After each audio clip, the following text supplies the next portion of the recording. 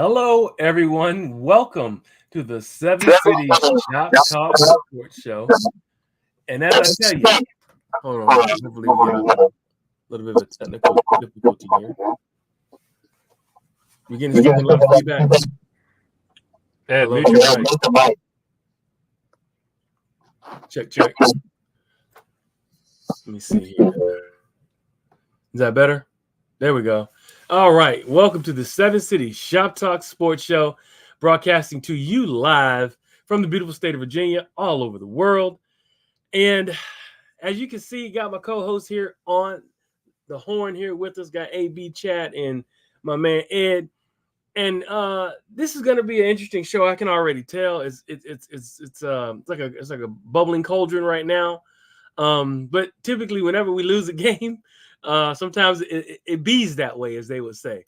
It bees that way. Sometimes we got some things to talk about. But let's do this. Before we get started, we want to thank you for joining us on another episode of our brand of Dysfunctional Camaraderie. And as of now, this shop is open. So let me come to you first. We got feedback. Check, mic check. 1, 2. Any more feedback still there? Check. Sounds better now. Okay, sounds better. Good. So let's go ahead and just get into. Ed, you got your mic muted? Check. Hold on, Ed. Come back in. All right. I think So it's definitely going to be a spirited show right from the jump. From what I'm seeing here, we have a ton to talk about. Topics we have on the docket here. We're going to do a post-game analysis of and comments, opinions on the Maryland game. We'll also talk about the turning point in that game. When did the turning point actually happen? Third thing we'll talk about, third segment, pregame. The pregame interview with Coach Elliott, one of our co-hosts, in particular, had a real strong issue, and we'll talk about that and what they felt about that. We'll also talk about the fan base. Are you still in on AC? Are you still in on the kid? That's something that a lot of that I started seeing some words and some posts about. Maybe some people may be out on him. So we'll talk about that. We'll talk about the Coastal Carolina game, do a little bit of a pregame review, what to expect, also do a little bit of a prediction as well. Then if we got some time left, we'll get into the NFL and talk a little bit about that as well. And maybe even some betting lines. But before we get going, let's go ahead and jump right in. How you doing, AB? I'm all right. I'm doing recovering. Okay? I'm recovering. It was a long Saturday. Okay. And then, long Saturday. To go back to work Monday, I just, kind of sucked all your energy out just from one game. But we'll talk about that in a little bit. Yes, we will. Chad, what's your opening monologue, brother? Come on in and talk to me. What's going on? I don't know, man. Not a good weekend. Wahoos lost. Cowboys got blown out. And here we are listening to Ed make excuses for them. So we'll see. Oh, you should have held that until he is actually on the show, so we can talk about that. But I'll say it again. Okay, well, cool. So let's go ahead and just kind of get into this game, man. This Maryland UVA game. There were high hopes. There's still high they're 2-1. They're coming in 2-0. With the prospects of going 3-0. But Maryland came in and shut the door, wound up beating the Wahoos.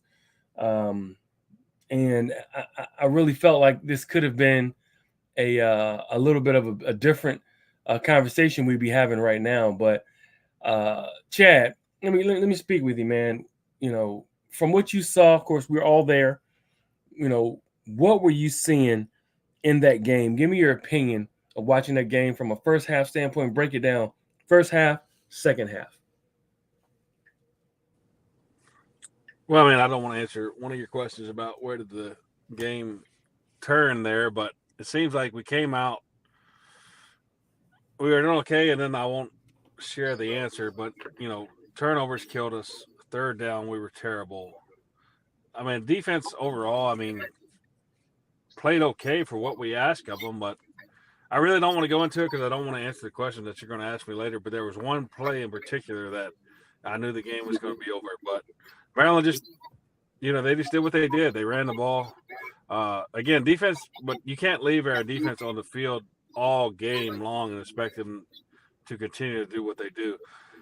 Clary was phenomenal again. Jonas Sanker, James Jackson, they were great, but we can't rely on this defense. We got to have a quarterback that knows half of what he's doing and stop turning the ball over.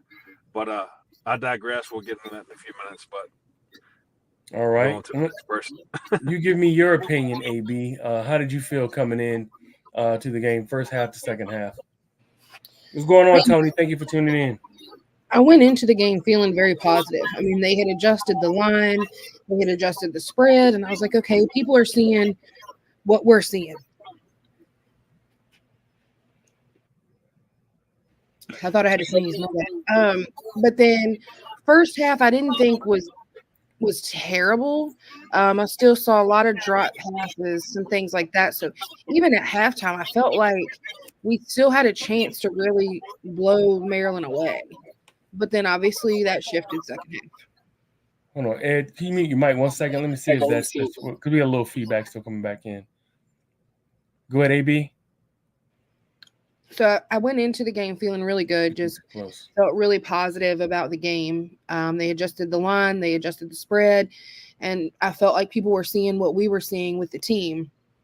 And then, even first half, I mean, we saw some mistakes. We definitely saw some drop passes and some things happening that could have been a crucial game changer for us. But at the same time, I still at halftime felt really positive about what we were seeing from the team. Felt like we came out second half unprepared, and we already knew Maryland was going to make adjustments, and I felt like we didn't make any at all. So with that being said, the second half definitely was not the same energy as the first, but leaving a little frustrated, definitely frustrated. Well, let me come to you now, Ed. Tell me your opinion, man. What did you feel about the game? Did you get a chance to watch first and second half of the game? Oh, you're muted. You're muted right now. Oh. All right, let's try it now. Better? There you go. Can you at least hear me? Okay. Yes, sir. It was really frustrating. We moved the ball well. The run game looked solid. I was, given all the injuries on the offensive line, I was worried about the run game, but the run game looked solid enough. Not 67 Packers or anything like that, but serviceable, at least a credible threat. They would have to account for that. But too many missed opportunities. We had 3 long possessions in the first half, and we got 6 points out of it. That's not good enough. There was the fumble that Colandrea had was okay. That was a bit of a fluke. But the interception he had in the first quarter and the interception he had in the third quarter were just awful, abysmal. For a minute, I thought it was Dak Prescott out there. It was just, he can't do that. That's and long and short of it. He can't do that. If he's going to be the future of this program, he can't do that. We were leaving the ball on the ground a lot. We got bailed out with a couple of penalties, but we had 4 turnovers. I think we probably could have had a couple more if it weren't for some favorable whistles. That being said, like I said, I thought the run game was pretty solid, but we seemed to. It was almost like a Jekyll and Hyde kind of a thing. We didn't seem to. We go into the red zone. First trip in the red zone was 2 runs, and then I think we settled for a chip shot field goal. Then we had two incomplete passes and another field goal. When you're kicking field goals that are under 20 yards, you're not scoring 3. I feel like you're losing 4. So that needs to be cleaned up. I'm not saying we go 4 for 4 in the red zone. I am saying we need to be 3 out of those 4 need to be touchdowns. Okay. 50-50 probably isn't going to get it done. Okay. I like that the special teams didn't Special teams were not featured in the storyline this week, thank God. We didn't have a punt blocked. Chris Tyree looked pretty good on kickoff returns. It was nice to see Chris Tyree in the game this week. I did not realize that the Neville kid was a cancer survivor, so I knew there was something I liked about him, but I couldn't couldn't quite figure out what. What was it? Trell, is it Jackson? Trell Harris. Harris. I'm sorry. We continue to strike gold with these wide receiver transfer guys. But like I said, we were inconsistent. We've got to do better. We've got to clean it up. I know the offensive line is beat up, but there are things you can do with a beat up offensive line to compensate that. Right. We need to do better. I don't know what we're doing at halftime, but that needs to. The third quarter is really becoming a trouble spot. So figure it out, boys. Well, this is what I will say about it. Being up there, watching what the rhythm was of the team, I felt like the team was playing in the rhythm that we were used to seeing in the first two games with the offense. Opened it up. Anthony Calandra, he's cooking. He's throwing the ball down the field. He's threatening the line of scrimmage. Defenders are losing receivers. They're getting behind their defenders. And we got big plays going on down the field. And I kind of felt like, my feeling of what Maryland is now and from what Maryland was a very distinct difference. If people remember the ACC versions of Maryland football, I almost liken them to NC State, even though they share the same color pattern pretty much, how they always have electric guys as far as like talented speed guys that can make plays on the outside, just talented playmakers. But where they kind of sometimes fall short at is, some of the big boys on the offense and defensive line. That was not the case with this Maryland team. And it showed up again last year. They actually, in a simple word, bludgeoned us in the second half. They kind of caught up with us. Got to give Coach Loxley and them a good, a pat on the back, because when they made their adjustments, you could really see that they said, okay, these guys are too fast. They're playing too quick for us for what we want to do. Let's just slow this game down. And we're going to slow it down and we're going to pound them.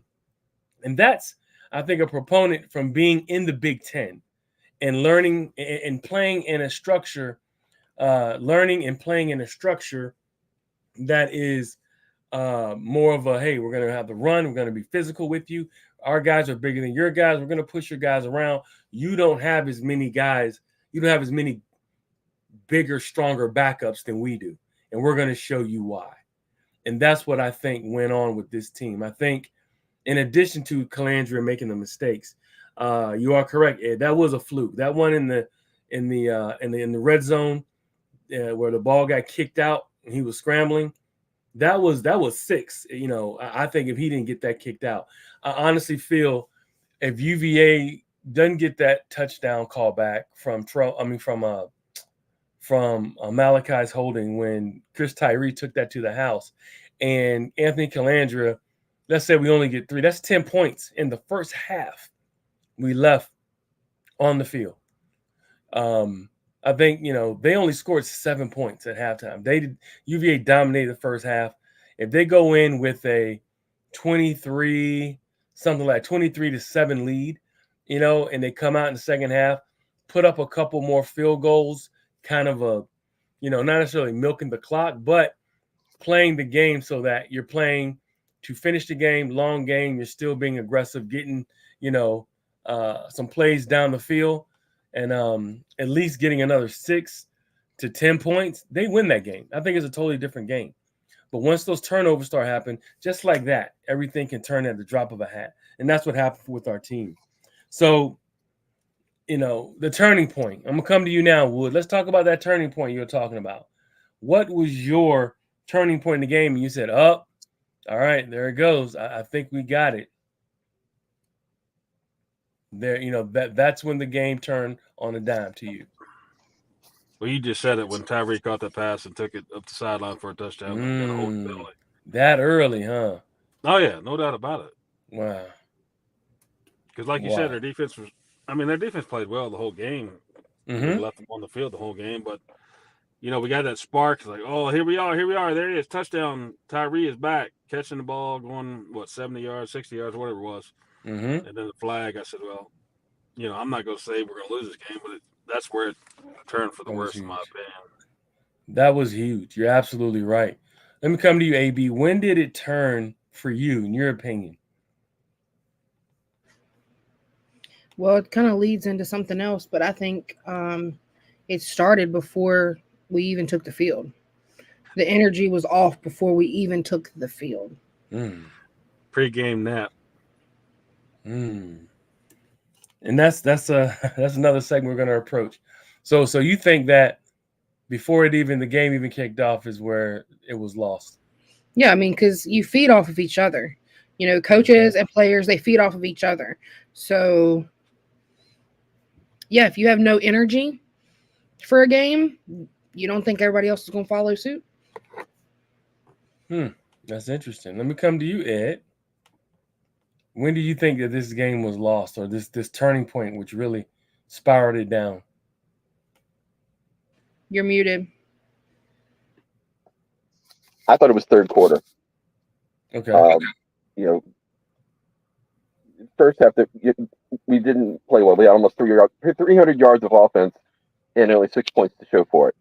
So, yeah, there were missed opportunities, but I thought the game really turned in the third quarter. There was energy. There was buzz with that last drive of the first half. You've got the ball to start the second half. There's your chance to really seize control of that game, and instead we just start turning the ball over, and the defense just got worn down. It got not exposed, but hung out to dry, maybe. They were on the field a lot more than they really needed to be, especially for a defense that thrives on its speed. Maryland assessed it correctly. They were bigger than us, and they just beat on us and wore us down. And we didn't help ourselves by not prolonging drives. We were 3 or 15 on third down, something like that. That was pretty bad. That's not going to get it done. And when you're going to struggle to beat a lot of people when you turn the ball over 4 times. That's like I thought the game turned in the third quarter. I can tell you this is my opinion. I thought the game truly turned right before halftime. And what I mean by that is I think when we only had 6 points on the board and Maryland had their scoring drive for a touchdown, they figured us out right there. They beat us down the field. They bludgeoned us. They scored. Long drive. They scored, took the lead by 7 points. And I think that gave them the confidence to say, okay, we caught them. We got them. Now we kind of get how they play. Are we all muted again? Check. Yeah. Yeah, I think that when Maryland kind of figured out, okay, this is how I think we can play them. They scored on us. They long drove. They beat us up. And then we had to get into a little bit of and credit to AC. He's very good at, the quick offense, the no huddle, getting the ball out, lining everybody up, running the play. But I think that was when Maryland kind of figured out, okay, we've been dominated the entire first half for the most part. When they got that ball and they were driving and they figured, okay, now we scored. We actually have the lead by a point. I think we finally kind of slowed things down. We got it under control. And then, of course, AC went out. You know, it was almost like they ran out of gas right before halftime, got that score, and then Maryland was like, all right, we know how to play them from the rest, because they hadn't played us that way until they scored. As soon as they scored, every time since halftime, it was the same type of game plan and bludgeoned us. They changed some things up, but they just started playing a tougher brand, a more secure the ball kind of a brand offense. And the defense, they figured out to stay in the lanes, let Calandria, keep him behind the line, cover you, don't let your guy get behind you, and he'll make a mistake. And that's what happened. So kudos to Maryland and the squad. What is Tony saying here? Devin, Maryland is a young offensive line. Let's see. He said, hey, Devin also says, hey, there was a lack of energy as well. Tony says, that's bull. Sidelines were jumping. They were active. They got more excitable after the defense shut them down, held Maryland to 83 total yards of offense. I'll explain when we get to that segment what I mean. Okay. So let's go ahead and let's talk about the interview, interview with the vampire, the interview, AB. So I'm going to let you kind of have this segment here. There was everybody who paid attention, who wasn't under a rock, who's a UVA fan, knew that the ACC network was on the grounds for a show this week against Maryland. And of course, they interviewed players, they interviewed staff, they interviewed coaches, and of course, Coach Elliott interviewed as well. And at that time, at the interview, AB had made a statement a profound statement from her about something that he had said that she felt was pretty much changed the energy. Talk to me, AB. What do you feel? So, for those who didn't see it, there was, and for us, for ACC Network to be at UVA, that in and of itself was huge. So first, I'm going to say that I'm disappointed that there was not as many people out there like there should have been. It was right there near student housing. There's no reason that thing should not have been packed with people, because that's something that doesn't typically come to UVA. So that's first and foremost. I could already tell the energy was not there from our standpoint. The second part was hearing Coach Elliott talk. I gave him kudos last week. Then I turn around and I see this interview, and everything that he's saying, he's just like, oh yeah, it was just blah. There was no excitement for this game. This was a huge game. Everything that he was saying, he just was to the point, no energy, very blah. Then they asked him, how are you getting prepared for this game today? His response was, I'm going to my office and I'm going to sleep. Well, I don't think as a fan, any of us wanted to hear that.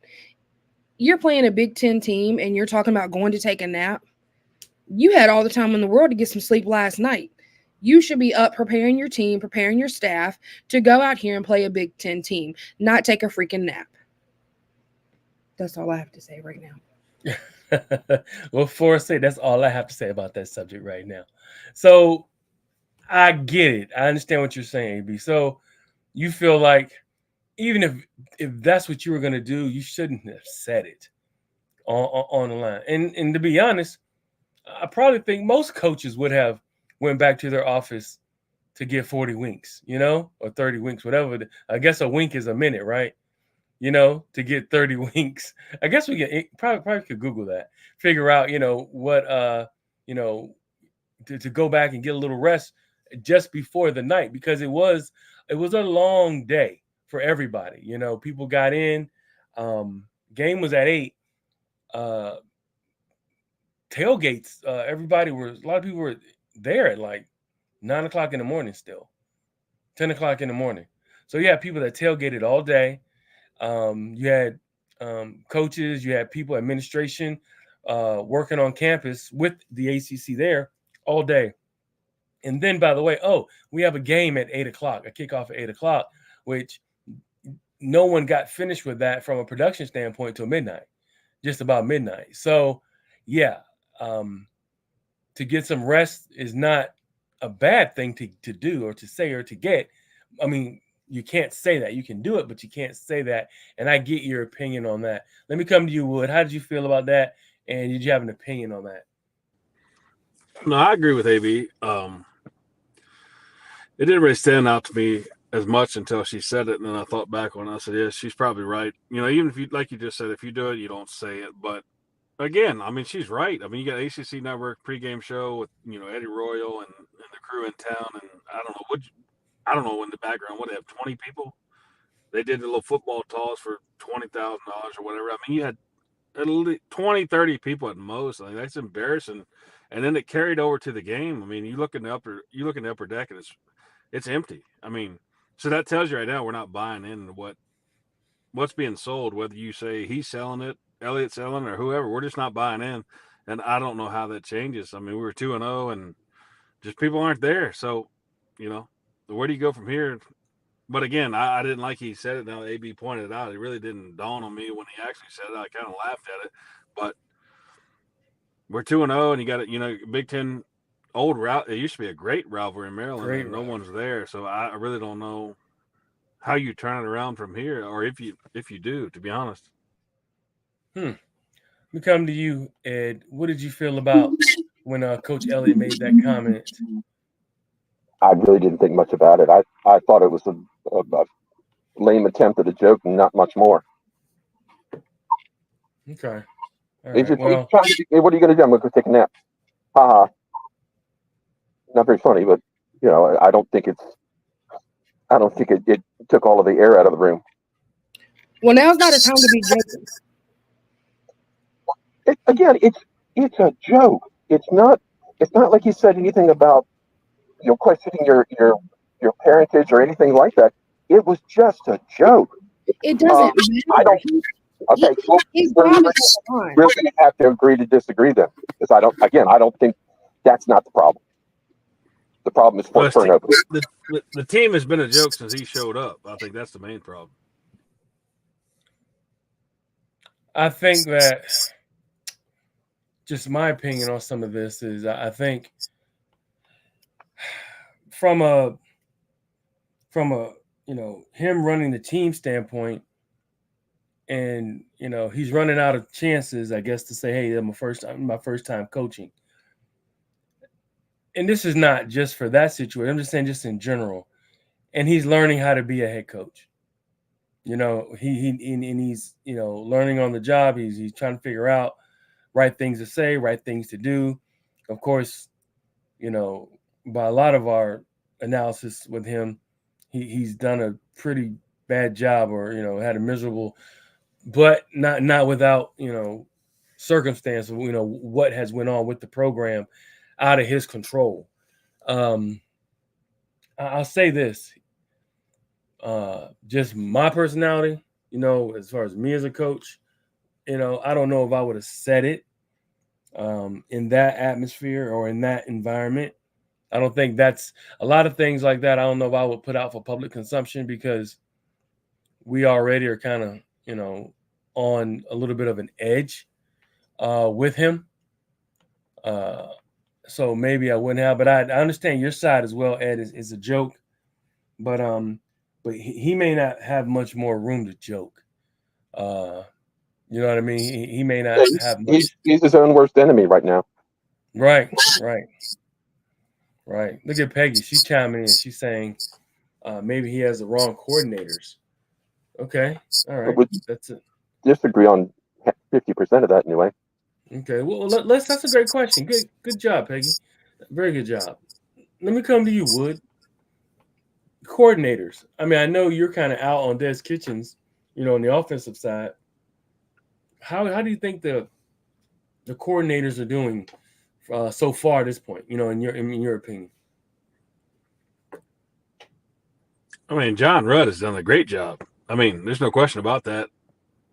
Even last year, I mean, hand he was dealt, he's done great. And this year, I mean, we defensively we should have won that game Saturday. So Rudd needs to stay. There's no question about that. Obviously, I've been out on Kitchens, and everywhere Kitchens has been, he's been a failure. Let's be realistic about it. He was bottom 5 in the NFL with the Atlanta Falcons. He's been terrible at his job everywhere he's been. So let's be real. I don't know why he got hired, but he's here, and that's what we got. And if you look at the play calling in the red zone, it was awful Saturday. So there's no question about it. He needs to be gone, in my opinion, tomorrow. Okay. Let me come to you, AB. Yeah, I definitely think that I'm right along the lines with Chad, and that's kind of why I guess I was so heated about the whole sleeping comment, is because, you know, we gave them last year, and we already had our opinions last year of exactly what we're seeing this year. It's really frustrating to see 2 games that give us so much hope. We see some positivity, and then we come back and we play a big game like we did on Saturday, and we underperform from a coaching standpoint. I think that it also comes down to recruiting. We don't have strong enough recruits that are coming in here that can do what we need them to do. People can talk about AC all the time, all that they want. Yes, he has made mistakes. But at the same time, where did our coaches support him enough to, we brought in linemen, I understand that, but it's still weak. It's still very weak. He got pressured way too much because we are undersized still. I just feel like our coaching staff as a whole is not doing what we need to do for UVA, minus the defense. I honestly think our defense kept us in that game had it not been for them. I was a little disappointed to only see that we got 1 sack last game, or this past weekend compared to what we've been doing. Mm-hmm. But at the same time, you can't be mad at the defense because they could only hold on for so long. They were on the field the majority of the game. So, kudos to them. I felt like we looked good on the defensive side, but offense, we're still terrible.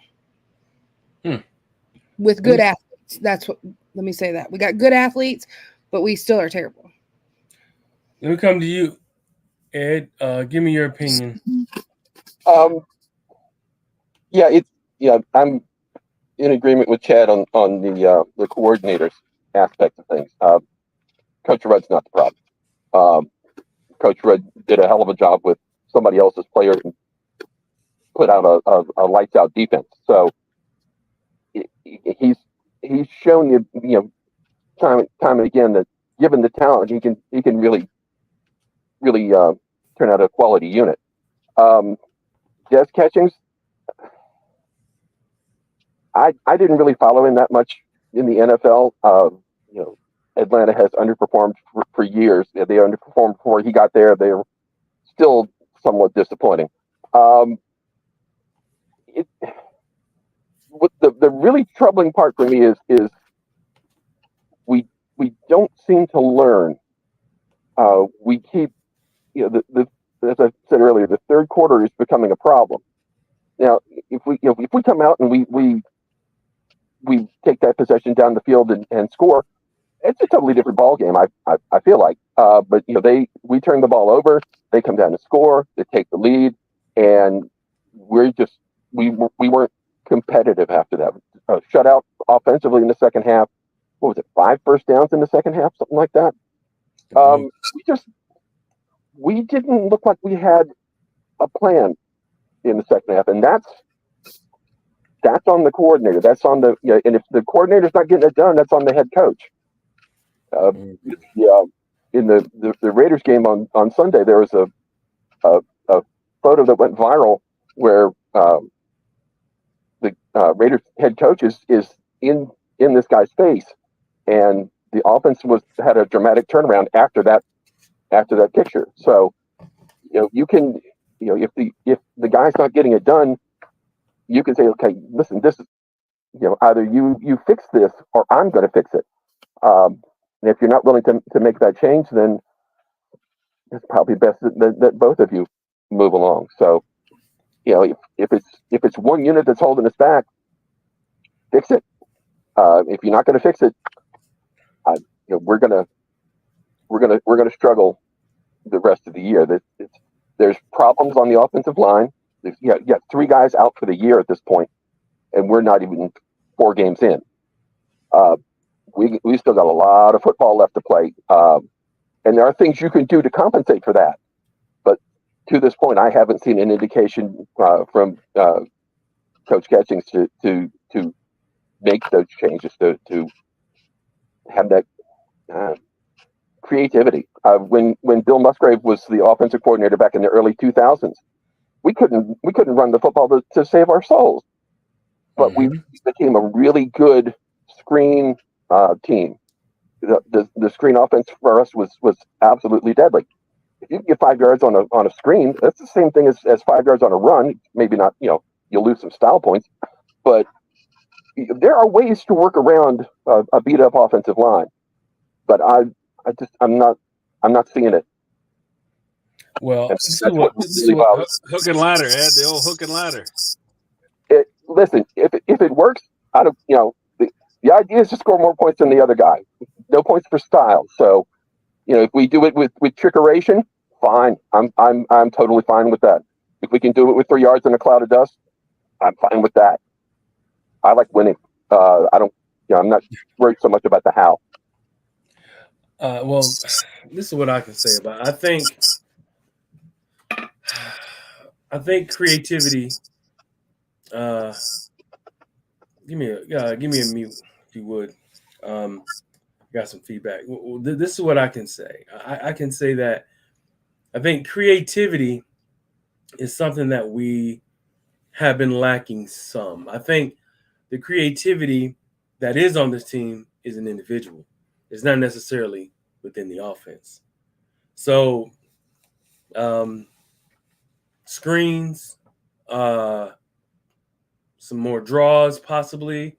I think, when your line is struggling like this, you got to use some of the aggression from the other team, some of that pressure against them. And that's how you do it. Draws, stretch plays, let them rush upfield, run behind them. Traps, some folks who are football people can kind of follow me on some of this.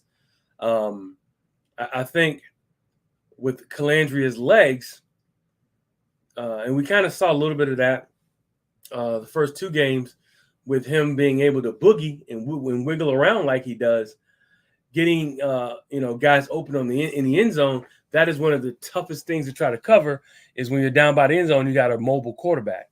Maybe they can use a little bit more of that down towards the goal line. I know you hate giving a quarterback a run pass option when you're so close to scoring, but if our guys aren't road grading like we need them to, we got to figure out a way with the quarterback with wheels to get in the end zone, whether it's rollouts, whether it's a little bit of a quick zone RPO, zone reads, just something to open it up. I mean, and he has, Landry has shown some of his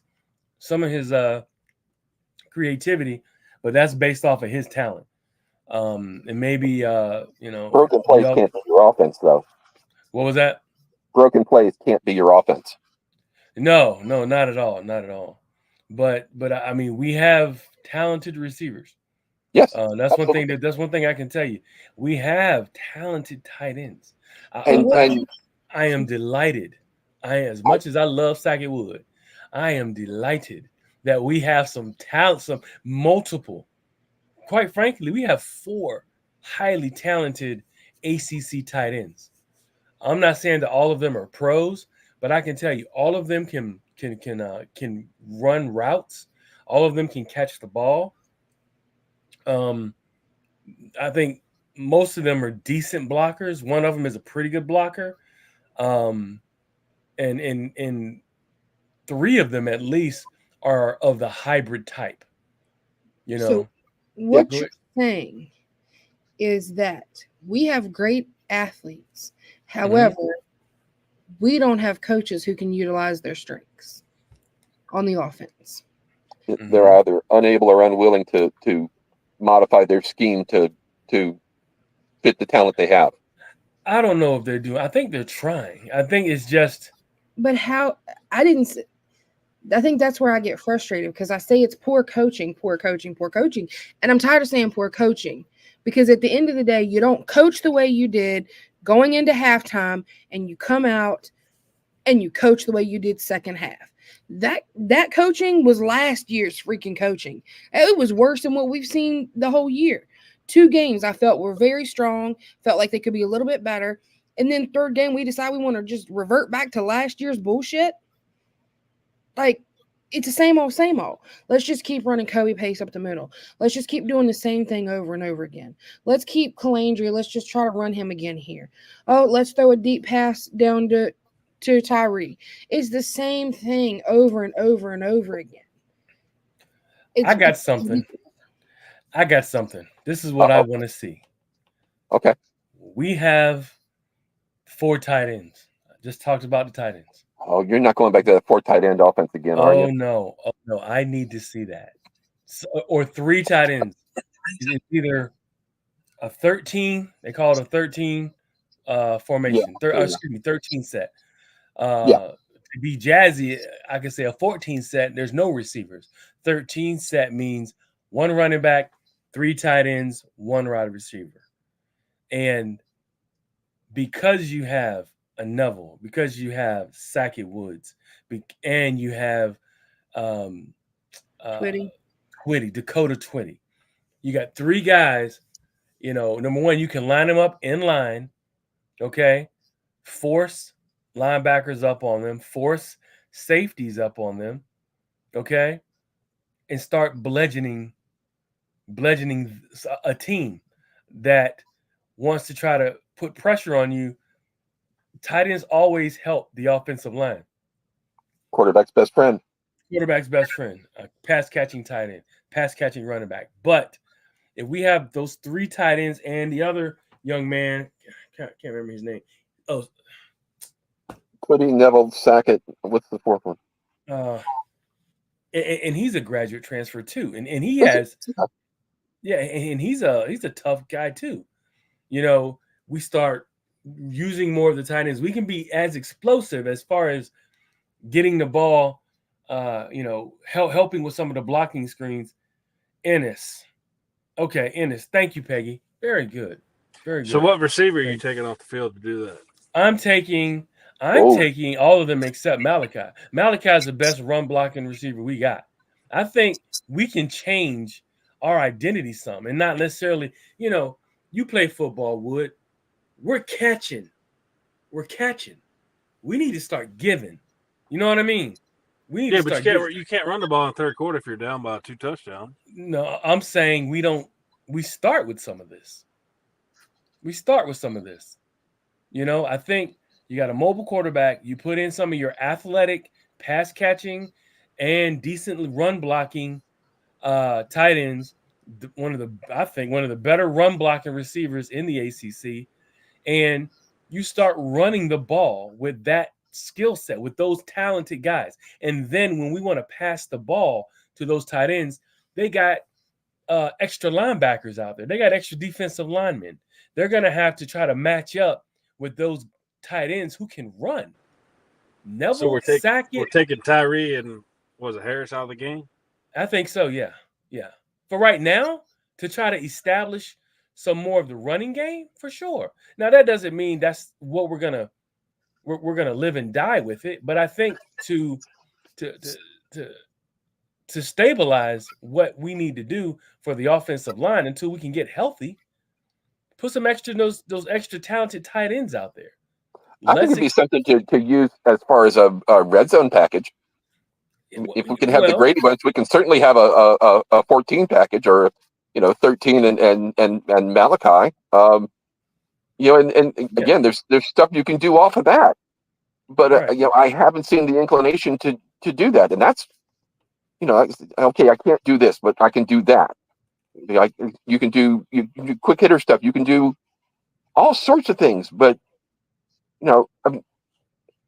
it's not like Pace and Brown were. Xavier Brown. Yeah, they had what?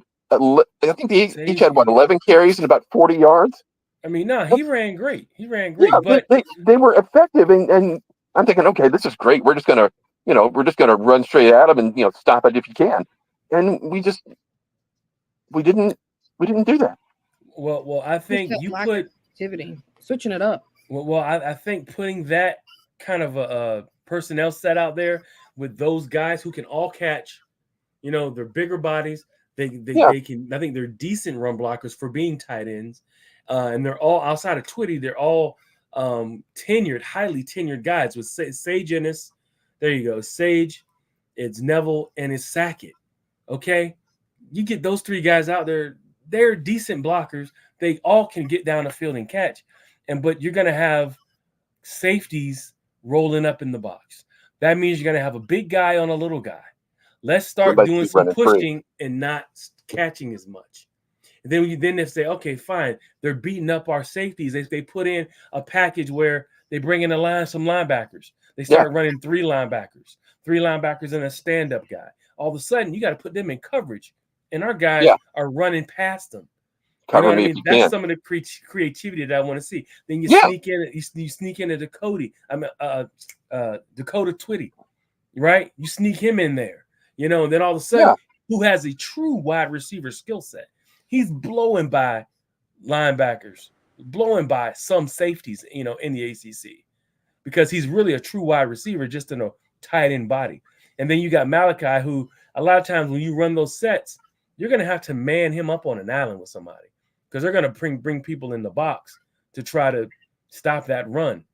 Then all of a sudden, Malachi really is on an island, and it's really, I'm going to beat you up. Malachi, Michael Irvin style, like he showed he can do. And that, I think, is some strategy that I feel that this team can do. They have some personnel. And then when they need to open it up, bring back in Trell, bring back in Tyree, and get them going. Get, Tyree more jet sweeps. Well, you wouldn't necessarily have to take Tyree out. You could line him up in the backfield. Sure. Stack your tight ends to one side and have Tyree come out of the backfield the other way on a wheel route. What do you think about that, Wood? Give me your opinion. What do you think about that? At the end of the day, guys, we have these ideas that seem to be good ideas that Des Kitchens has never. Wait a minute. You thought that was a good idea?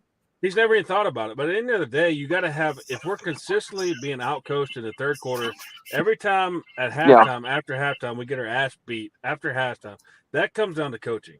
So you can put on who you want. You can put 8 tight ends in the game if you want. But at the end of the day, if you don't have the coaching to get the job done, we're going to continue to lose, like I've been telling you. So we have these great ideas, but how come Des Kitchens don't have these ideas? How come our quarterback keeps throwing the ball to their team? How come we get in the 20-yard line and plus we get in the red zone and we fumble the ball and we continue to throw the ball to their team? I mean, we can have great ideas, but at the end of the day, it really doesn't matter because we don't have an offense coordinator that knows what the hell he's doing. And every second half, we seem to get our ass beat, and that goes straight back to head coaching. Let me come to you, AB. Give me your opinion on that. Let me come to you, AB. Tell me what you think about that. Some of the things I was saying and what Wood is saying. Sorry, I have a lot of feedback too. I don't know if everybody's muted, but I think the biggest thing for me is exactly what Chad's saying. But why are we saying these things, but we're not seeing it from a coaching standpoint? This is what I've been saying since last year and the year before. We have the talent, but we don't utilize the talent. We get so stuck on using one person and making one person that key that it just messes everything up. You got I think back about like when I first started watching UVA football. You never knew what was going to happen. There was so many threats. There was Wally. There was Marcus Hagans. There was, Matt Schaub, Heath Miller.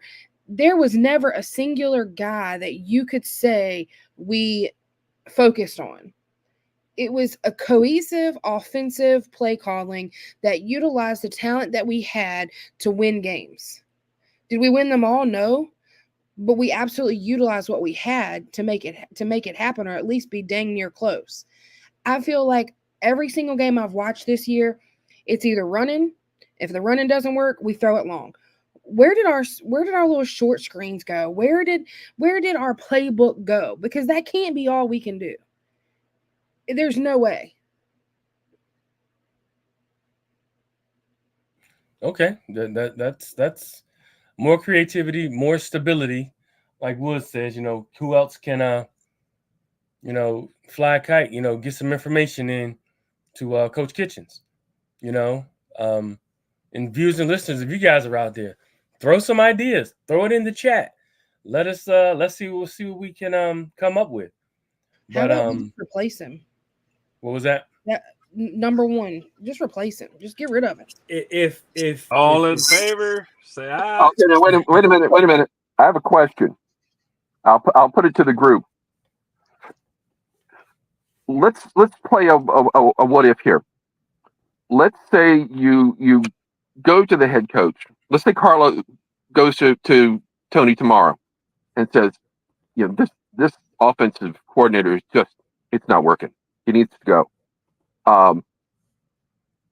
Two things can happen. Tony can say, you know what, you're right, it's really not working out. We need to make a change. Or he could say, no, I don't want to change my staff. Then what? You know what he said? What she says is that she'll fire him like she did Bronco Mendenhall. No, what she'll say Bronco is, quit. Hold on.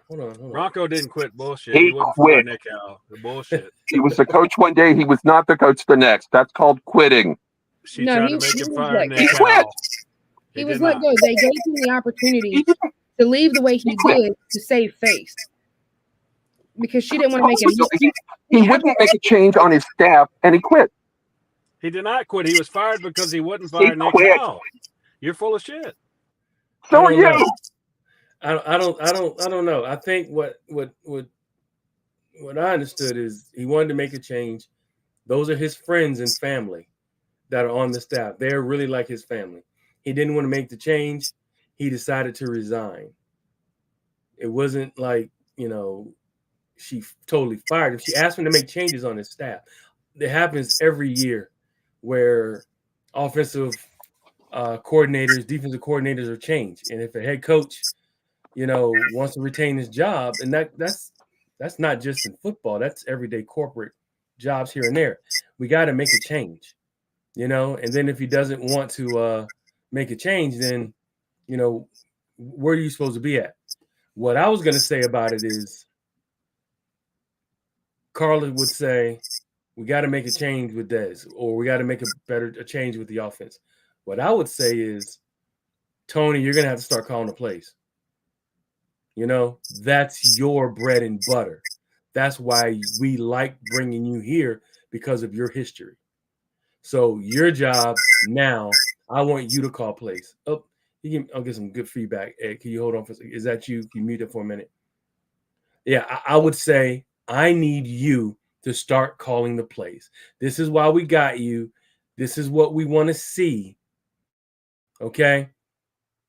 In order for us, I think for us to get into a better position offensively, you're going to have to start calling plays. And I think that's what needs to happen. And I think that's what would happen. Tony said she was given an ultimatum, and so moving on was the best option for him. Yeah, I mean, he, but that is the same thing that happens, college football year in, year out. Game, you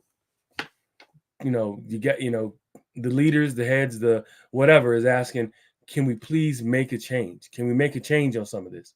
And if the coach refuses, what are you supposed to do as leadership? If you're someone like Carla, if you're the GM of a pro football team, and you go to your coach and you say, hey man, your offense is not doing it. We got to make a change. Either if you came up as an offensive coordinator and that was how you made your chops, you could keep him on the staff. Maybe he's a glorified quarterback coach, or still the offensive coordinator. He helps put the plans together, but you're calling the plays on game day. You follow me, guys? You know what I mean on that? I mean, I think that's what probably would happen. They would have to, say, hey, I think she would say, all right, if you're not bringing in a new offensive coordinator, you call the plays. You're getting the big money. Your skill set is a play caller, explosive, is your turn. Or, we're gonna have to make some changes wholly, But Are you talking now or in the past?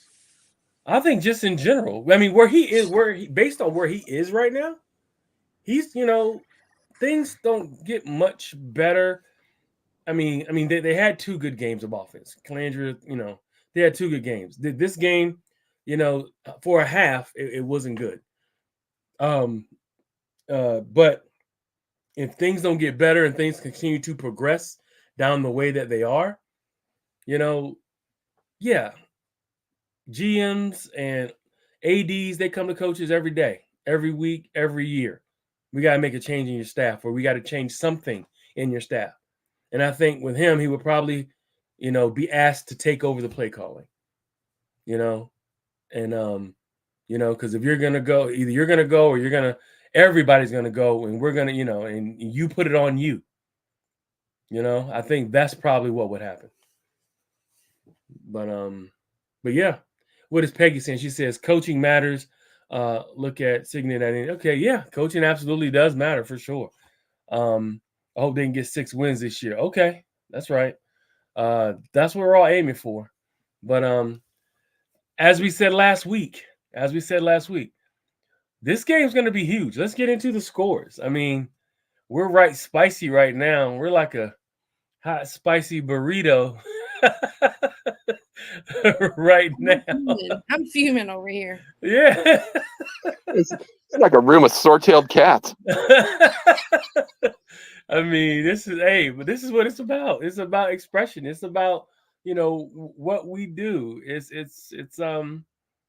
good. It's good. And everybody gets to express how they feel, and it's good. Even the viewers and listeners are getting into it. And, a lot of times, they don't have the platform to do that. This is the platform for it. Express how you feel. We still love you at the end of the day, bottom line. So it's okay. We're still all here for one reason, to support the team and to, give our opinions and get better at it every day. So before we give our predictions, fans are talking about the out on AC. Are you out on AC, Wood?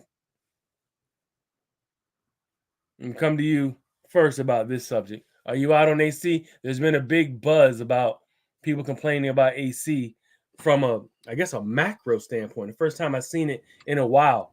Are you out on AC right now? I mean, I don't know how to answer that question. I've never been in on AC, to be honest. Okay. All right. If you look at the alternative, I mean, Musket, I don't think he's much better. He turns the ball over a lot too. So I guess you go with your future, but again, you weren't in, right? No, I was never in on AC, so I can't say I'm out on him, but he's what we got. So if you go to Musket, I mean that's the disaster if he doesn't work out. So I really don't know how to answer that. I was never in on him, so I can't be out on him right now.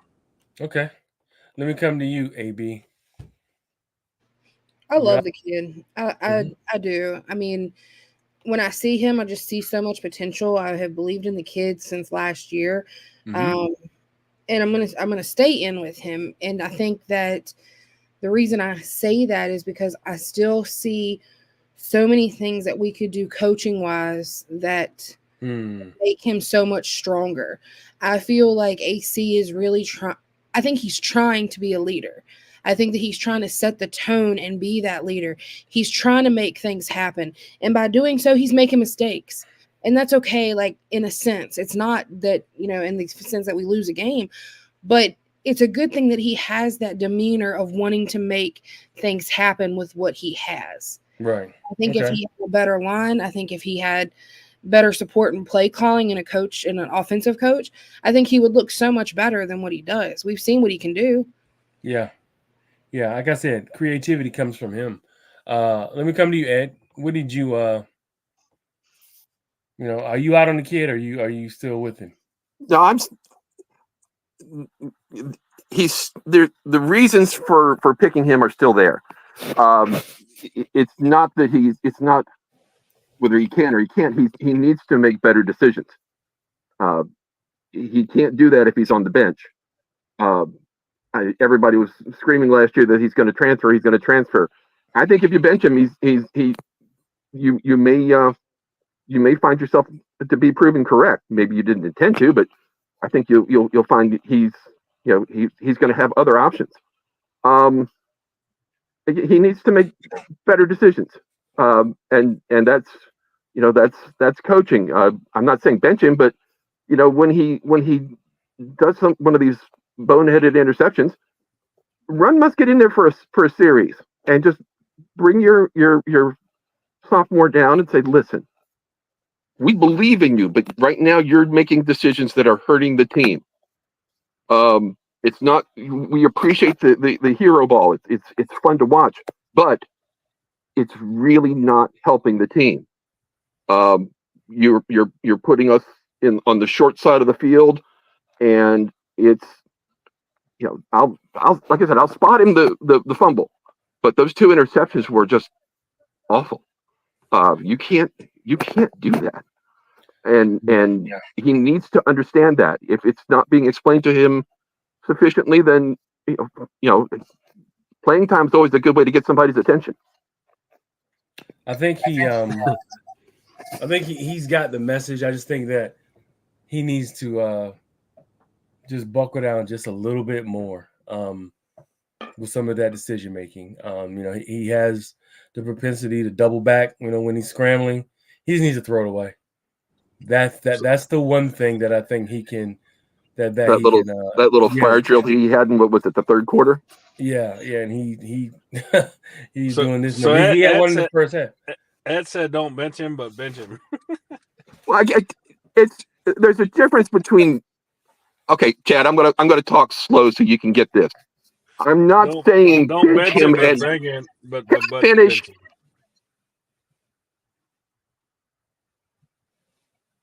You're done? Go ahead, Ed. Go ahead. There's a big difference between taking the kid out for a series and going with somebody else. If you're going to make a change, then that's benching him. If you're taking him out of the game to give him a chance to get refocused, I don't see where they're the same thing. Those they're 2 different things. That's true. I've seen both ways work. And Chad, I would rather. So what if Muskie Chad. comes in on that drive and goes 10 for 10 for 80 yards and throws a touchdown? Do you put him back in? No, I think it's still his job. It's just a yeah, matter you don't. Yeah, it's not. It's still his job. I think it's just more of a, hey man, they got iPads now. You didn't see this. When you're on the iPad, you didn't see this. This is what was open. You're doing this. Give him a chance to slow the game down. We are dealing with a true sophomore as well, who started 7-8 games. So he's still a work in progress. We got to also accept that piece about him as well. He's still a work in progress. No, I accept that. But if Musket comes in and does a great job, do you pull him out and put Calandria back in just because he's your so-called guy? Yes, or you're going to have a quarterback controversy and you're going to lose the team. He wasn't the starter last year, so obviously he's not. No, I think it's AC's job. It's AC's job. I mean, Musket comes in and takes you down the field for a touchdown perfectly. How do you put him back in the game? He came in and threw a duck and threw an interception as well. So Calandria's been throwing ducks since he's been here. Yes, but I don't think you give the job. But I don't think. Boy, what have you done for me lately? Well, I don't think you give the job to Musket right now. Now another thing is, let's say we're games in. Let's say we're four more games in, and it's like the same stuff's going on. Okay, you got a point, Wood. It's been going on for 8 games now, Law. Yes, but I don't think that this is the time to pull the kid. You think it's time to pull him? I'm saying you said. Do you think it's time to pull him? He said put Musket in the game for a drive or two. If he goes down the field and scores a touchdown or two, is that not a question we ask? No, it's a question you ask. No, it is. No, it is, Ed. It's a question you ask. Okay. But you know what it is? It's a subject that it goes down in the book of Musket and say when the season goes on, Musket did a great damn job on that drive where we had to sit Anthony down to get his head straight. Okay, 3-4 games down the road, we're still seeing that stuff. We say, all right, when Musket was in 3-4 games ago, he executed the drive flawlessly. It's time to make the change. You put it down in the book as, man, that was a great job by Musket. It's a gradual thing. You just don't jerk in it. Go ahead. You're missing what I'm saying. Ed said if he's struggling, you put Musket in the game for a drive or two. My question is, if he does great in that drive or two and scores 10 or 14 points, does that not jeopardize Calandria even more? Do we say we gave you your 2 drives and you did great, but we're going back to Calandria anyway? We just wanted him to take a timeout. That's my question. Yeah. No, I mean, but that's a part of it. That's a part of being a backup. Sometimes you don't get the benefit of the doubt. And he might have been able to do that because. But Calandria was a backup when Musket was healthy last year, is my point. Calandria was the backup. But he might have done well when he went in because they weren't preparing. Ooh, ball jumping in. They're preparing for Anthony, who runs a completely different type of style than Musket does. So if he goes in for a play, it could just be a fluke. Let's be real. They're 2 different quarterbacks. That's true. Did anyone on the panel want Tony to start? Did you want Tony to start? Yes, okay. I did, Hawk. I did, 100%. Okay. All right. So Wood wanted Tony to start. So that's a little different. If Musket comes in and throws TDs, everyone will absolutely want to stick with Musket. Okay. I see that as well. But that's let's see here. But you don't take your starting quarterback out and give him a breather. Just Chad had a strong point. Give the backup a point, and then he goes 2 drives and scores 2 touchdowns. Do you say, okay, Calandria, you had your break, you're back in now, even though this backup just scored 14 points for us? Yes. And you keep throwing the ball to the other team? I think you damage both of them if you yank both of them too fast and put him in too fast. I think you damage both of them. Yeah, but we're hanging on to this Calandria. He might transfer. Oh, I'm not talking about that. I'm saying that's what we're hanging on. That's what Ed's hanging on. He might go somewhere else. And if he does. But you cannot put his backup in the game and give him 2 drives and he scores 14 points. We got a bad situation if that happens. Right. Well, that's But again, he could go in because they prepared for a completely different quarterback. That's true too. That happens all the time. So then the game plan is completely messed up because. The defense isn't ready for a pocket passer like him. Right. So it's like I just don't understand. I'm all for AC, and I will tell you just because I think he's young and I think he can be coached. Do I feel like we have the coach that can get him to where he needs to be? No, I don't think we do. And it all comes down to coaching because these mistakes are made, but if they're consistently being made, there's a miss somewhere. And again, I think it's like we don't have a strong O-line. They were pressuring him in his face all game. And the kid was trying to make things happen, which turned into mistakes, which makes him look bad. But again, the kid tried to make stuff happen. And the reason he did that is because the last game he did the same thing and look at what ended up happening. We came back in that game. He took risks. He made calls. Yes, it wasn't always pretty, but he's making it happen. This is good. This is wow. But my point is, we got to stop saying Tony Musket the backup. That's what we have to stop doing. Like he's lesser than Calandria because when they both were full of strength last year before Tennessee, I don't think he was the backup. I think Calandria was the backup. So we got to stop saying like. No, Calandria was the backup. Correct until he got hurt at Tennessee. Calandria was the backup until Musket got hurt. So let's not stop. There's not a big gap in my opinion. So we got to stop saying this guy keeps turning the ball over, that we shouldn't try something else just because the fans like him and he's flashy and he throws big touchdowns. Yeah, he does, but he also throws the ball to their team. So the only downside of Musket was he turned the ball over. But if Calandria's turning the ball over, what are we talking about here, guys?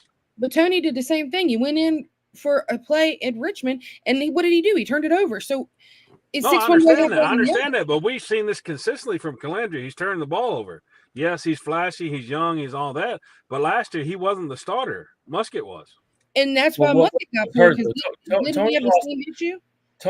Tony wasn't in because he really got hurt. That's why he was in. It wasn't like he got hurt at Tennessee, right? And he was hurt pretty much most of the season. Right. But I'm saying we got to stop saying that Calandria he's in because he doesn't turn the ball over, because he does. That's why they took Musket out of the game, in my opinion. Mm-hmm. Again, I'm not preaching that Musket is a much better quarterback, but he's not that much less. He's not just as bad as Calandry, in my opinion. Ahmad's saying the same thing. The point that I'm trying to make, both of them have horrible turnovers. You can't say one. It's 6 one way, half dozen the other. We've seen horrible decision making from both of them. So at this point, what do you do? Do you? Well, we typically say if it's even, you go with the younger guy. That's just my philosophy on it. If you're even and you both make mistakes and you both make some plays, you go with the younger guy just because the growth potential is there for right now with your program and with the player. That's just my So it opinion. doesn't transfer? What do you mean? When you say it doesn't transfer, what do you mean? No, you said you go with a younger guy so he doesn't transfer to another school. Is that what you said? No. I just do that because I think he has the potential to be a better player. I'm not even putting the whole NIL, all that bullshit. I'm not putting all that into it. I'm just saying based off of, okay, let's say they both got the same long amount of contracts. Say they were pros and they both have a 5-year contract. I'm gonna play the younger kid if they're about even in talent, even in skill. I'm gonna play the younger guy, right now, just because, I feel like we kind of have seen this story before with the older guy. We haven't seen a ton of growth in the older guy, and the younger guy is pretty much just as good. Where could this younger guy go? He's still in a growth spurt. So I'm gonna, Coached. yeah, absolutely, and that's part of the growth as well. Ahmad says Tony has a calming approach that makes him better if things go left. Okay, that's Ahmad's giving us a little bit of an insight here from what he knows. AC is better if you want to keep a defense honest when trying to blitz. Now, I mean, do you go with a 2-quarterback system? I mean, sounds like would you prefer that or you just strictly Musket Wood? Are you asking me? Yeah. I don't know. It might be premature, but I think you see what Musket's got for next game, maybe 2, and then see what you got. But yeah, if you got to go with two quarterbacks and mix it up, yeah. You're talking about going with 6 tight ends, so yeah, let's mix it up, see what we got. You funny, dude. You real funny. I said go with 13 personnel. I said let's see what we can do on some of that. How you feel about that, Ball Hawk? I said let's try some 13 personnel because we got some talented tight ends in the house. Let's make them make some personnel changes because we got tight ends who can block decently, but also can get out in routes and catch passes. And then you put Malachi. Tell me what you think about that, Ball Hawk. Ball Hawk's laughing. He said 6 tight ends. But yeah. But man, this has been a great topic.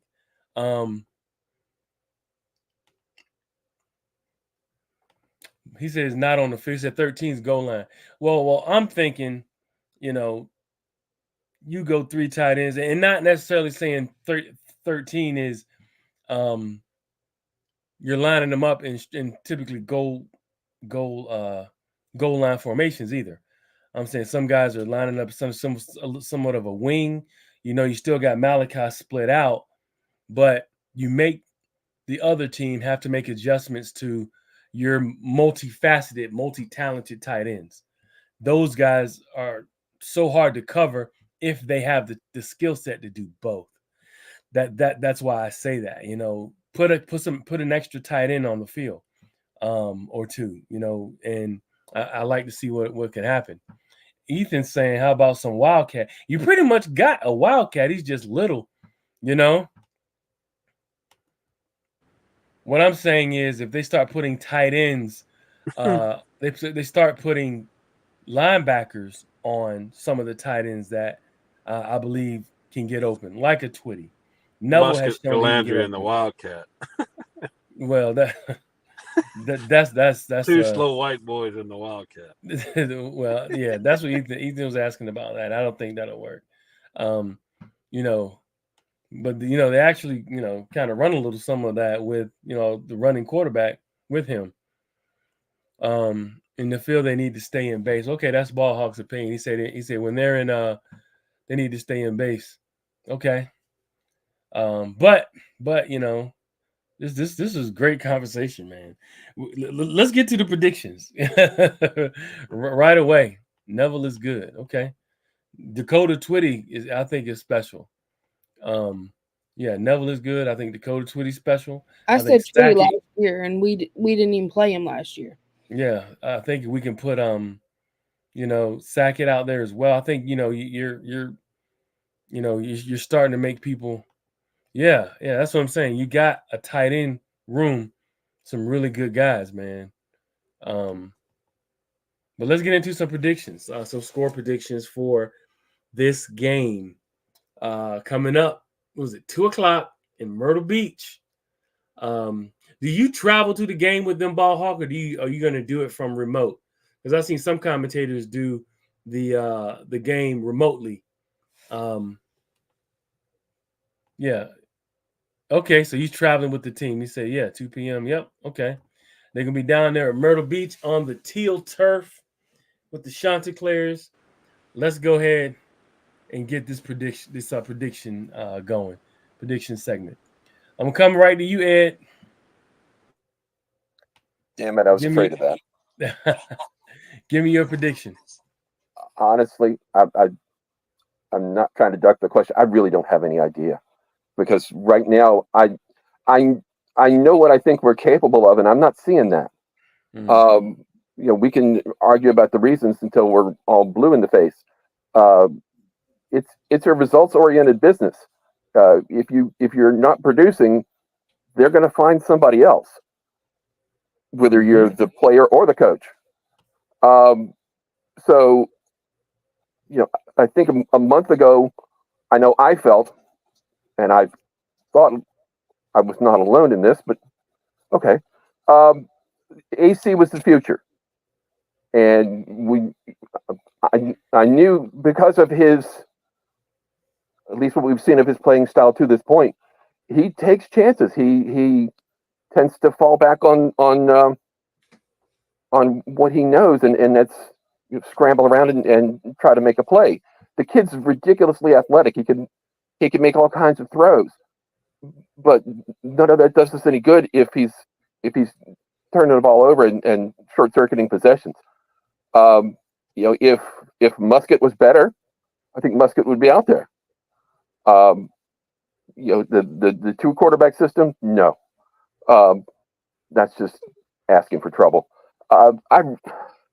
This is a game we should win. But I have felt better about a game before, the week before. Give me a score. I'm gonna air with talent. I'm 27-20 Virginia. Okay. But I don't feel real good about that. Let me come to you, Wood. Give me a prediction. Score prediction. 24-21 Coastal Carolina. Okay. All right. AB. He took my score. Okay. Yeah, but it's 2:00. Our coach won't need a nap, so I think we'll be all right. 24-21. Who? UVA. UVA. Okay. All right. Maybe our coaches will be awake. So I think my score is 24-28 Wahoos. I think if they can not turn the ball over and play with a little more control, I'd be interested to see what they do on that turf. Because they played Richmond, they played. Was Wake Forest was that grass or was that turf? Does anybody know? I'm curious to see how they play on the turf. I'm not sure. At Ball Hawk, do you know if send it in if you know if they played? Okay, so that's turf too. Okay, so yeah, I'm interested to see how they play at Coastal Carolina. But I'm thinking 24-28 Wahoos. You got a prediction, Ball Hawk?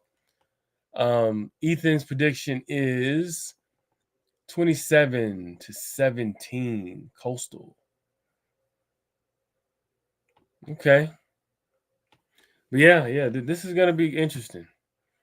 Not until game day. Okay, he's saving. He didn't want to break no news tonight. All right, I understand. But yeah, but man, this has been a spicy episode. What was that? Petty Hawk would have Ball Hawks hide if he gave a prediction on this show instead of his own. Right, that's what he's saying. It's Tuesday. He's still breaking down film. So this has been a spicy episode. It's always typically a little spicy, but this was extra spicy. But it's good though. It's good. I really appreciate it. Appreciate you guys' opinions, your attitudes, everything, your moods, dispositions is great. It's what makes us good at what we do, guys. I appreciate you. Thank you, Ball Hawk. Appreciate that, man. Thank you. Appreciate it. But yeah, so let's go ahead and get our closing monologues. And I'm gonna come to the spiciest, Chad Wood. Chad Wood. Yo, Give me your closing monologue, the spiciest. We're in for 1:20. It's been that good. I say if you lose this game, you got to go with Tony Musket. Okay. AC's not the guy. AC's not the guy. So what you're saying is this is the game. I mean, you're out on him, but this game is the for sure he's out. Well, yeah, you got to win this game. If he doesn't win this game, you got to make a change somewhere. And you're not going to make a change in the coaching staff. That's obvious. Well, there's a bye, so it would make sense. If you're going to make a change, to make it during the bye. All right. Closing monologue. Ed. Well, I was just going to ask how everybody's NFL team did this weekend. We won. Just curious. What? I'm sorry. What? My team won. If I finally won a game, I would ask that question too, Ed. What's? I mean, I'm not. I guess that maybe it's a bad thing. I don't know. Yeah. This is crazy. This certainly ruined somebody's weekend. If you make the playoffs, ask that if you make the playoffs. Making playoffs is great. Making the Super Bowl is even better. But not making the playoffs even worse. Well, that's true, but I thought it was about rings. AB. Hey Chad, you got Alvin Kamara in your fantasy lineup? I've never heard of her. No, I don't have anything. I bet you have now. Just really hope that we can utilize what we have and take advantage of the red zone. I think we can keep talking about AC's mistakes, but at the same time, it doesn't change the poor play calling we've had in the red zone. I mean, we haven't been able to score. And, and penalties too. I mean, that was a touchdown that was called back due to holding. We're talking about a lot of points that are being left out on the field. That's not just AC's mistakes. So we got to cut down on a lot of things, and I hope that we can make some adjustments and do that this weekend and prepare for our next big game. Okay. Very good. Well, what I'm going to say is this. I feel like we're in the middle of this is a game that they need all the games, but this is a game they definitely need. They're on the road. Ball Hawk says, we got to score. Yeah, we got to score. We hadn't scored in 2 quarters. So yeah, we got to score points. I feel like there's always been a concerted effort to have AC continue to focus on not turn the ball over. I think it actually intensified this week. Even though one of them wasn't really his fault, it was a fluke, got kicked out of his hand. The 2 were definitely on him. They're bad picks. They're bad interceptions. I think that the throwing the ball away will probably save him a lot of heartburn and a lot of the coaching staff, a lot of headaches. Just give him an opportunity to, number one, punt the ball away, get him to Coach Rudzik to reset the defense with some field position behind him. I think that'll help alone, throwing the ball away and not taking losses from too much scrambling or even turning the ball over. So, I'm looking forward to seeing what they come out with. We got a lot of linemen that are out right now. We got a lot of guys on the injury report. Some linemen that are out, so that's concerning for me. Ball Hawk says, 3 week. That's what I was saying, heading into the bye week. And he also says, fun fact, the first 3 turnovers versus Maryland, the defense held them to 0 points. Yeah, they did a good job, but it just got worn down. And that's just what happens, whenever you, attrition sets in and the guys are just trying to, can't hold but so much water, then the dam's going to break. Because our offense had the ball 8 minutes and 20 seconds the entire second half. Yeah, the defense tried, man. The defense, did what they had to do. The offense needs to put the ball in the end zone. Hey, Hawk, but yeah, the defense is massaging, but we're not going to do anything if our offensive line doesn't get healthy and give us time to throw the ball. You know what I mean? Absolutely right. Got to stay massaging, Hawk. Right on the money with that. But yeah, so it's been a great show. Thank you to all my viewers and my listeners and my folks in the chat. He says offensive line not bad. All my folks in the chat, thank y'all for tuning in. Share this show out. Let them know it's a spicy one. Had a lot to talk about, a lot of opinions flying around. My crew was on it tonight as always, but this one had a little more flavor into it, so it's great. So, but you know what? They're not bad, but they're not massaging, brother. Say what would? The offensive line not bad, but they haven't been massaging the game like they normally do. We got to get better on offensive line. Yeah, you need to get healthy. Folks think AC was running all game, but he had time. He decided to leave the pocket, but he'll chill. Okay. Okay. Yeah, it's easy to talk bad about him. Well, this is what we're going to do. Let's go ahead and take this break. Let's hey, one question, guys. Do you guys want to do a halftime show and a post-game show for that game with this, with our format here? You said half and post? Yeah, do a halftime because I'll do a pregame unless y'all want to join in on the pregame. But I'm gonna do a pregame. If y'all want to join in on the halftime and then the postgame, we can do that if you want. You guys, how you feel about that? Would it's fine with me. Okay, you good with that, Ed? Yeah. All right, AB, Ethan, I see you out there. Maybe I'm free. I see you. Yeah. Okay. Ethan's got pageant duty, probably. Yep. He says, watch party. Hey, we do need to figure something out with that, y'all. You know what? We need to, we can set something like that out. He said, this will be a quick game. Yeah, this will be a quick game. They run the ball a lot. Okay. Let's see how we go. And Cam Robinson should be back, I believe. We didn't even talk about him. We didn't.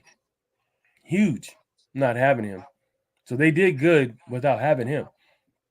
He's like the playmaker out there. So, damn, 250 yards a game. Appreciate those nuggets, Ball Hawk.